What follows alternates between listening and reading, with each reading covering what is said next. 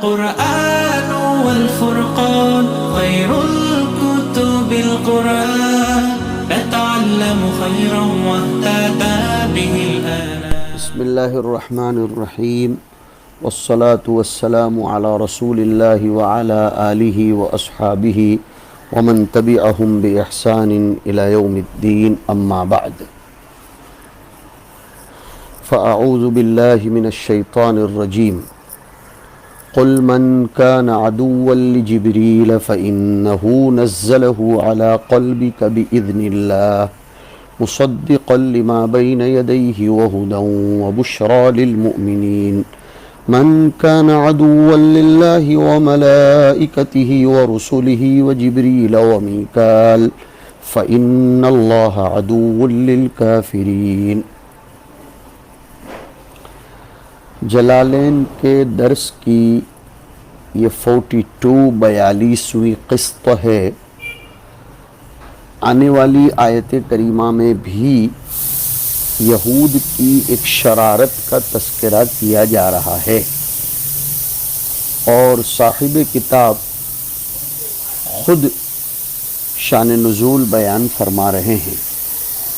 کہہ رہے ہیں کتاب میں دیکھیے، وسأل ابن سوریہ، جس کا نام عبداللہ تھا اور وہ فدق کے احبار میں سے تھا. اس ابن سوریہ نے سأل ابن سوریہ النبی صلی اللہ علیہ وسلم او سأل ابن سوریہ عمر رضی اللہ عنہ عمن یأتی بالوحی من الملائکہ فقال، وقف لازم، یعنی فقال النبی صلی اللہ علیہ وسلم یا فقال عمر رضی اللہ عنہ جبرائیل، یعنی جبرائیل یأتی بالوحی. فقال یعنی فقال ابن سوریہ. ضمائر کا ترجمہ حل عبارت کے لیے اساسی چیز ہے، ضمائر کا مرجع اساسی چیز ہے. تو فقال ابن سوریہ ہوا ای جبرائیل عدونا نعوذ باللہ یأتی بالعذاب ولو کان میکائیل، یعنی ولو کان میکائیل یأتی بالوحی لآمنا لأنہ یأتی بالخشب والسلم فنزل. عربی تفاسیر میں اگر کوئی واقعہ ذکر کرنے کے بعد یا کوئی حادثہ ذکر کرنے کے بعد فنزل آئے تو سمجھ لیجئے کہ یہ اس کا شان نزول ہوتا ہے. اصل میں سیدنا عمر رضی اللہ تعالی عنہ کا ایک کھیت مقام عوالی میں تھا.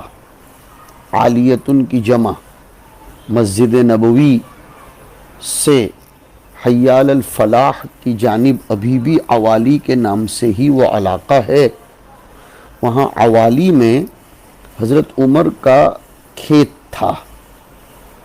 اس عوالی پر جاتے ہوئے راستے میں یہود کا ایک مدرسہ پڑتا تھا. حضرت عمر ان کے پاس سے گزرتے تھے اور کبھی کبھی ان کی درسگاہ میں جا کر بیٹھ جایا کرتے تھے تاکہ حضرت عمر کی نیت یہ تھی، جو میں تاکہ میں بیان کر رہا ہوں، کہ حضرت عمر یہ دیکھیں کہ وہ لوگ اپنی نجی مجلسوں میں اور اپنی نجی درس میں محمد کی صفات کیا بیان کرتے ہیں اپنی کتابوں میں پڑھتے ہوئے. تو حضرت عمر کی سیاست یہ تھی جو سیاست حسنہ تھی، اور وہ لوگ یہ سمجھے کہ حضرت عمر ہمارے درس سے متاثر ہو کر استفادے کی غرض سے بیٹھ جاتے ہیں. تو انہوں نے، یعنی یہود نے حضرت عمر سے ایک مرتبہ یہ کہہ دیا کہ لقد احببناک، ہم تم سے بڑی محبت کرتے ہیں. حضرت عمر نے صاف فرمایا واللہ ما احبکم انما ادخل علیکم لازداد بصیرتا فی امر محمد صلی اللہ علیہ وسلم. بھائی تم دھوکے میں مت رہنا، میں تو تمہارے پاس تمہاری نجی مجلسوں میں بیٹھ کر یہ دیکھنا چاہتا ہوں کہ تم محمد علیہ الصلاۃ والسلام کے باب میں کیا باتیں کرتے ہو. مجھے معلوم ہے کہ تمہاری کتاب میں محمد کا تذکرہ ہے، تو اب جب تم اپنی نجی مجلسوں میں حضور کا تذکرہ کرو گے تو میری حضور کے باب میں بصیرت اور بڑھ جائے گی. تو اب ابن سوریہ نے ایک روایت کے بموجب حضرت عمر سے پوچھا، چلو ٹھیک ہے ہم تمہارے دشمن نہیں ہیں. دھوکہ دینا چاہا اس نے. اصل میں اس نے کہا وحی کون لاتا ہے؟ محمد کے پاس وحی لے کر کون آتا ہے؟ تو حضرت عمر نے فرمایا جبرائیل کا. اسی لیے تو ہم نہیں مانتے، اس لیے کہ جبرائیل تو اٹھا پٹک کی آیتیں، عذاب کی خبریں لے کر آتے ہیں. یا یہ بات انہوں نے حضور سے پوچھی تھی اور حضور کے سامنے یہ بات کہی، یا حضرت عمر سے پوچھی تھی، حضرت عمر نے حضور کو یہ بات بتائی، تو بالواسطہ حضور سے پوچھ لی، حضور سے کہہ لی گئی. دونوں باتیں صحیح ہے. ایک قصہ یہ بھی آتا ہے کہ حضرت عمر نے خود ان سے پوچھا کہ جبرائیل علیہ السلام کے بارے میں تمہارا کیا عندیہ ہے؟ تو یہود نے کہا وہ ہمارے دشمن ہیں، اس لیے کہ محمد کو وہ ہمارے رازہائے سربستہ بتلا دیتے ہیں، نیز وہ خسف، مسخ، عذاب وغیرہ کی خبریں لے کر آتے ہیں. ہاں میکائیل بڑے اچھے ہیں، بارش برساتے ہیں، سرسبزی و شادابی لے کر آتے ہیں. حضرت عمر نے فرمایا اللہ کے یہاں ان دونوں کا کیا مقام و مرتبہ ہے؟ کہ جبرائیل دائیں جانب ہے اور میکائیل بائیں جانب ہے، دونوں میں دشمنی ہے. نعوذ باللہ. حضرت عمر نے فرمایا کہ اگر ایسا ہے جیسے تم کہتے ہو تو یہ دونوں دشمن کسی بھی طریقے سے نہیں ٹھہرے، بلکہ تم لوگ گدھوں سے بھی زیادہ بے وقوف ہو. اس لیے کہ دیکھو جبرائیل ہوں یا میکائیل ہوں، دونوں کو بھیجنے والا تو اللہ ہے. یہ تو تحت الامر ہیں. جو ان دونوں میں سے کسی کے ساتھ دشمنی کرے گا اس کی دشمنی اللہ کی دشمنی کی طرف راجع ہے، اس لیے کہ بھیجنے والا اللہ ہے. ان کے ساتھ کی دشمنی اللہ کے ساتھ کی دشمنی کو مستلزم ہو جائے گی. حضرت عمر لوٹے. حضرت عمر کا لوٹنا تھا کہ اس سے پہلے جبرائیل علیہ الصلاۃ والسلام حضور کے پاس یہ وحی لے کر آئے تھے. حضور نے فرمایا لقد وافقک ربک یا عمر، اے عمر تیرے رب نے تیری موافقت کر لی. گویا یہ آیت بھی موافقات عمر میں سے ہے. اس روایت کو جو میں نے ذکر کی ابن شیبہ نے اور ابن جریر نے، ابن ابی حاتم نے وغیرہ نے نقل کی ہے، اور قاضی بیضاوی نے بھی اس روایت کو ذکر کیا ہے. گویا اس میں ان کی شرارت اور بہانہ تھا محمد پر ایمان نہ لانے کا. آپ جانتے ہیں کہ نہ ماننا ہو تو آنگن ٹیڑھا. جس طالب علم کو مثال کے طور پر پڑھنا ہی نہ ہو تو وہ کوئی نہ کوئی بہانہ بناتا ہے. انہیں ماننا نہیں تھا تو انہوں نے یہ کہہ دیا کہ جبرائیل علیہ السلام وحی لے کر آتے ہیں اس لیے ہم نہیں مانتے. یہ بات پہلے گزر چکی کہ منزل کو مت دیکھو، منزل کو دیکھو، مرسل کو دیکھو، مرسل کو مت دیکھو. تمہاری ذمہ داری ہے کہ چاہے جبرائیل ہو یا میکائیل، جب بھیجنے والا اللہ ہے یہ اپنی مرضی سے نہیں آتے ہیں، چاہے وہ جبرائیل ہو یا میکائیل، تمہارا کام ایمان لانا ہے. اس لیے آیت کریمہ یہ پیغام دینے کے لیے اور ان کی اصلاح کے لیے نازل ہوئی. کیا آیت اتری؟ قل لہم، محمد ان سے کہہ دیجئے، من کان عدوا لجبریل، جو بھی شخص جبرائیل کا دشمن ہو. جزا کو تقبیحا و توہینا حذف کر دیا گیا ہے کہ فلیمت غیظا، جبرائیل کی دشمنی رکھ کر وہ جبرائیل کا کچھ بگاڑ نہیں سکتا، ہمارا بھی کچھ بگاڑ نہیں سکتا۔ اسے چاہیے کہ وہ غصے میں مر جائے۔ یہ ایسا ہے جیسے چوتھے پارے میں آیا کہ قل موتوا بغیظکم، تو اسے چاہیے کہ وہ غصے میں مر جائے، کچھ ہو نہیں سکتا اس کی عداوت سے۔ اس سے پتہ چلتا ہے کہ اہل دین، ارباب دعوت، اہل دعوت، علماء کرام، ان سے بغض رکھنے والا لاکھ کوشش کرے، حقیقت پسند بات کرنے والوں سے چاہے بغض رکھنے والے لاکھ کوشش کریں، عناد کرنے والوں سے لاکھ کوشش کی جائے بغض کی، لیکن ان کی عناد کرنے والوں کی طرف سے کتنی ہی بغض کی کوشش کی جائے، لیکن اہل حق کا کچھ نہیں بگڑتا۔ فَلْيَمُوتُوا غَيْظًا، وہ غصے میں مر جائیں۔ تو جو شخص بھی جبرائیل کا دشمن ہوگا اسے سمجھ لینا چاہیے کہ فَإِنَّهُ نَزَّلَهُ أي القرآن، وہ کی ضمیر کا مرجع شان نزول سے مستفاد ہوگا کہ قرآن کو نازل کیا ہے، نزلہ بتدریج اترا اس لیے نزلہ، علی قلبی کا، آپ کے قلب پر جبرائیل نے قرآن نازل کیا، اپنی مرضی سے نہیں، جواب آ گیا بِإِذْنِ اللہ۔ اور یہاں اذن یہ امر کے معنی میں ہے، اس لیے کہ اذن اجازت کے معنی میں بھی ہوتا ہے، اذن امر کے معنی میں بھی ہوتا ہے، حکم کے معنی میں بھی ہوتا ہے۔ تو اللہ کے حکم سے جبرائیل نے قرآن تمہارے قلب پر نازل کیا، اور تمہیں قرآن سے کیوں دشمنی ہے؟ مصدقا لما بین یدیہ، دراحلے کہ یہ قرآن تصدیق کرتا ہے اس سے پہلے کی کتابوں کی، قبلہ من الکتب وہدی من الضلالہ، اور یہ قرآن گمراہی سے ہدایت دیتا ہے۔ یہ تو اس کی مہربانی ہے کہ وہ گمراہیوں سے راہ راست پر لاتا ہے، بلکہ یہ تو بڑا انعام ہے کہ وہ بشریٰ بالجنت للمؤمنین، وہ جنت کی خوشخبری دیتا ہے مومنین کو۔ دیکھو، سفارت کے صادق ہونے کے لیے سفیر میں امانت اور مامور ہونا ضروری ہے، یہ دو شرطیں ہیں۔ سفیر جو ہو وہ امانت دار ہو اور مأمور ہو، اپنی مرضی سے نہ آتا ہو۔ مامور سے کوئی معاملہ کرنا عامر تک متعدی ہوتا ہے۔ جبرائیل ہوں یا میکائیل، وہ امانت دار ہیں، اگر انہوں نے کوئی خیانت کی ہے تو بتاؤ۔ اب وہ خسف و مسخ کی آیتیں لے کر آئیں تو وہ عامر سے پوچھو تمہاری ہمت ہو تو۔ یہ تو سفیر ہیں فیما بین اللہ و بین العباد، یا بین الرسل، بین الانبیاء، فیما بین اللہ و بین الانبیاء والرسل، یہ تو سفیر محض ہیں۔ تو ان کا امانت دار اور مأمور ہونا ضروری ہے۔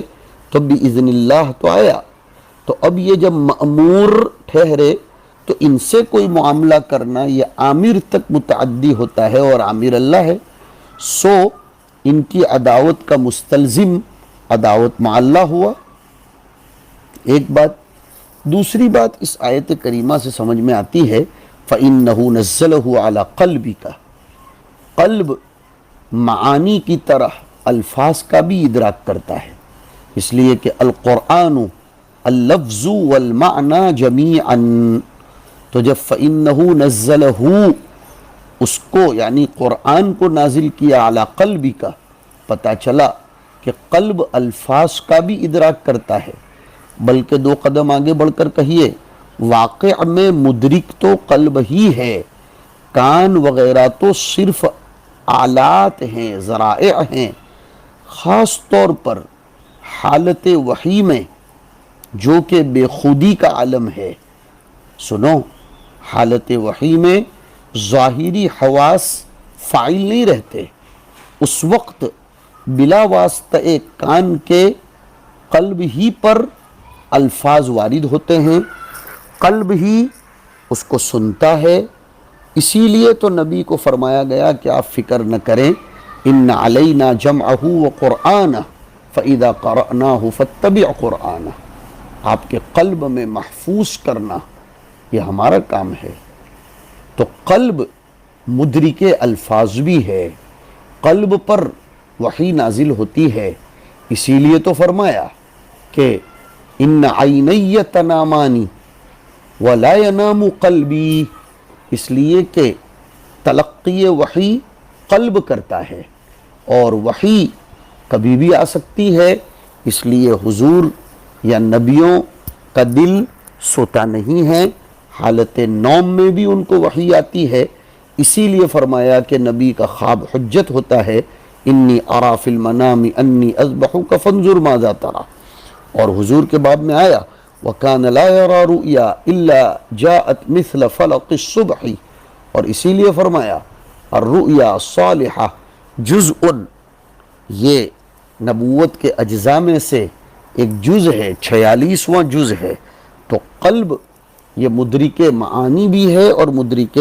الفاظ بھی ہے، مزید اس کو صراحت کے ساتھ ثابت کیا وَإِنَّهُ لَتَنزِيلُ رَبِّ الْعَالَمِينَ نزل به الروح الامین علی قلبک لتکون من المنذرین بلسان عربی مبین، اسی لیے تو کسی شاعر نے کہا تیرے دل پہ جب تک نہ ہو نزول کتاب، نہ رازی گرہ کشا ہے نہ صاحب کشاف۔ پتہ چلا کہ وحی الہی کا تعلق سطور سے زیادہ، اسماع سے زیادہ قلب سے ہے، بل ہوا آیات بینات فی صدور الذین اوتوا العلم وما یجحد بآیاتنا الا الظالمون۔ لہذا قلب کو صاف کرنا چاہیے، برتن صاف ہوگا تو دودھ محفوظ رہے گا، اس میں بالائی بھی آئے گی، خوشبو بھی آئے گی، برتن گندا ہوگا تو دودھ کا قصور نہیں ہے، بس ایسے ہی دل صاف ہوگا، دل کا تزکیہ ہوا ہوگا تو علوم وحی، معرفت الہیہ اس میں سما سکیں گے۔ تو فَإِنَّهُ نَزَّلَهُ عَلَىٰ قَلْبِكَ سے میں نے یہ بات کہی۔ آگے فرمایا مَنْ كَانَ عَدُوًّا لِلَّهِ وَمَلَائِكَتِهِ وَرُسُلِهِ وَجِبْرِيلَ وَمِيكَالَ فَإِنَّ اللَّهَ عَدُوٌّ لِلْكَافِرِينَ، جو اللہ کا، اس کے فرشتوں کا، اس کے رسولوں کا، بالخصوص جبرائیل و میکائیل کا دشمن ہوتا ہے، اسے سن لینا چاہیے کہ بے شک اللہ ایسے دشمنی کرنے والے جو کافر ہوتے ہیں ان کافروں کا دشمن ہے۔ یہ ملائکتہ و رسولہ کے بعد جبرائیل و میکال کو لانا عطف الخاص علی العام کے قبیل سے ہے۔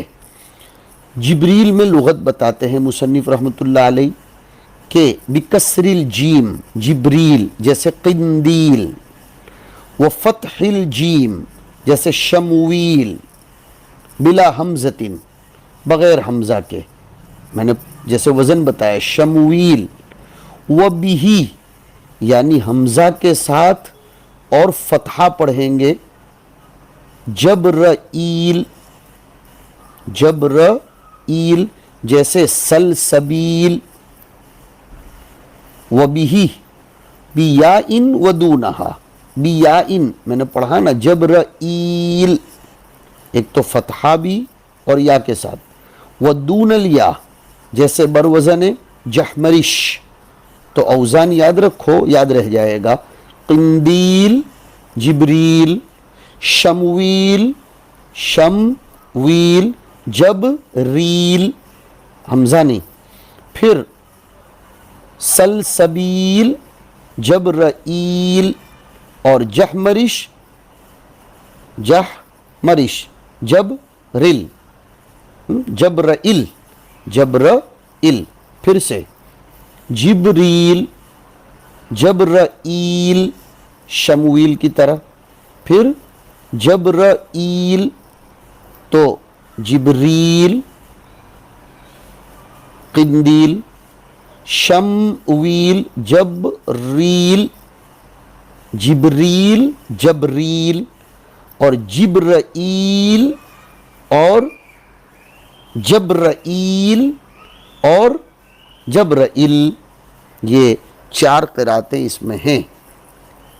فَإِنَّ اللَّهَ عَدُوٌّ لِلْكَافِرِينَ آنا چاہیے تھا فَإِنَّ اللَّهَ عَدُوٌّ لَهُمْ، اس لیے کہ من کی طرف ضمیر لوٹا دیتے، اس کو کہا اوقعہ یعنی اوقع الکافرین موقع لہم، ارے بھائی تو فإن اللہ عدو للکافرین کیوں کہا؟ کا وضع الظاہر موضع المضمر اس لیے کیا ہے بیانا لحالہم، ان کی حالت کی وضاحت کرنے کے لیے، یعنی یہ بتلانے کے لیے کہ یہ لوگ فرشتوں کی عداوت کی بنیاد پر کافر ہو جاتے ہیں، جزا ہر ایک پر مرتب ہوتی ہے، جو بھی ان میں سے کسی ایک سے دشمنی رکھے گا، ملائکہ سے علی سبیل المجموع رکھے یا ایک ملک سے رکھے، جیسے تمام انبیاء سے دشمنی رکھے یا ایک سے رکھے، اللہ ان کے ساتھ عدو بن جاتا ہے۔ من عادی لی ولیا فقد آذنتہ بالحرب والا معاملہ ہے کہ تم اگر میرے فرشتوں سے اور میرے رسولوں سے دشمنی رکھو گے تو میں تھوڑا تمہارا دوست رہوں گا، میں بھی تو تمہارا دشمن بن جاؤں گا۔ وَلَقَدْ أَنزَلْنَا إِلَيْكَ يَا محمد آیات بینات، تحقیق کہ اے محمد ہم نے آپ کی طرف واضح دلائل نازل کیے، واضح آیتیں نازل کی، واضحات، بینات کا معنی واضحات، حال، یہ بینات حال ہے، درا حالے کہ وہ آیتیں واضح ہیں۔ سوال ہو رہا تھا کہ یہاں قد کیوں آیا، لام تاکید کیوں آیا؟ بلاغت والی بحث ہے کہ کلام ابتدائی میں تاکید لانے کی کیا ضرورت؟ فرمایا اس کو تم کلام ابتدائی سمجھتے ہو، حقیقت میں تو یہ ابن سوریہ کے انکار کے جواب میں ہے، لہذا یہ کلام انکاری ہے اور اس کے انکار کے بموجب تاکیدیں لائی جا رہی ہیں۔ اس کو بیان کر رہے ہیں کہ رد لقولی ابن سوریہ للنبی صلی اللہ علیہ وسلم ما جئتنا بشیء، ابن سوریہ نے حضور سے یہ کہا تھا کہ تم ہمارے پاس کوئی مبنی بر حقیقت چیز لے کر نہیں آئے، بشیء کا ترجمہ یہ کرنا پڑے گا کہ تو ایسے ہی ہے مبنی بر حقیقت چیز، تو اس نے جھٹلایا، لہذا اس کے جواب میں تاکید لانے کی ضرورت ہے۔ وما یکفر بہا الا الفاسقون، حقیقت یہ ہے کہ ان آیات کا انکار وہی لوگ کرتے ہیں جو فسق کرنے والے لوگ ہوتے ہیں۔ وما یکفر بہا، یہ یکفر بمعنی کفرو ہے، اس کے ذریعے اشارہ کر دیا کہ یہاں فعل مضارع ماضی کے معنی میں ہے، وما یکفر ای وما کفروا بهذه الآیات البینات الا الفاسقون۔ وصلی اللہ علی النبی الکریم۔